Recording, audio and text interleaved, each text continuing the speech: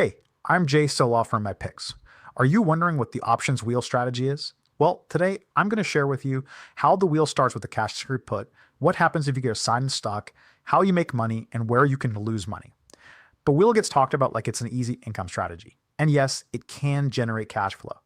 But you should take that with a grain of salt because that's only if you understand the trade off. Because, like most options income strategies, you're collecting premium in exchange for taking on risk.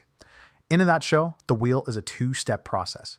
First, you sell a cash secured put on a stock you'd be willing to own, and if you get assigned, you buy 100 shares.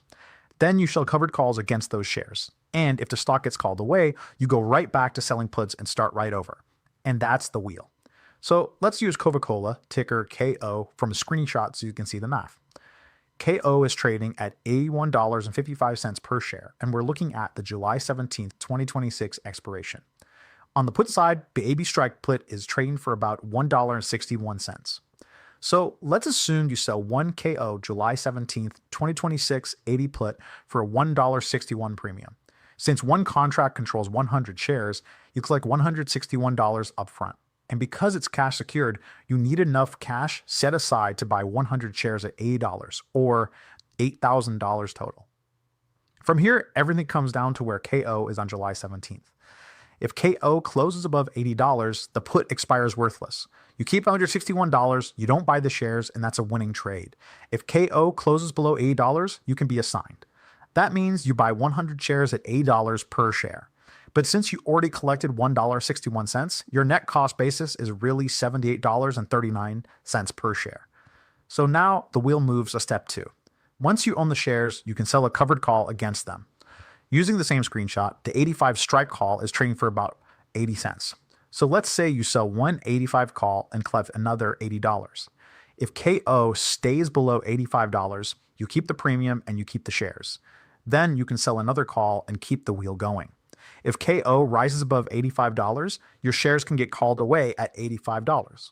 And this is where the full wheel works exactly the way traders want. You collected $1.61 on the put. Then you collected 80 cents on the covered call.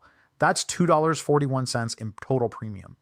And if your shares get sold at $85 after being assigned at an effective basis of $78.39, that's another $6.61 per share in stock profit. So the whole cycle can work very well when the stock cooperates. But now here's the part most beginners miss. The wheel is not free money. The opinion helps, but the real risk is still the stock. If you sell that 80 put for $1.61 and KO drops to $72, your break even is $78.39. So even after the premium, you're still down $6.39 per share, or $639 total. So that's the risk you're dealing with. And of course, the wheel gives you some cushion, but it does not eliminate downside risk. So now you see how the wheel works, what happens when you get assigned, when you make money, and where you might lose money. If you want to learn more ways to generate cash flow with options, please click the link below and download the free options report. And please don't forget to like and subscribe.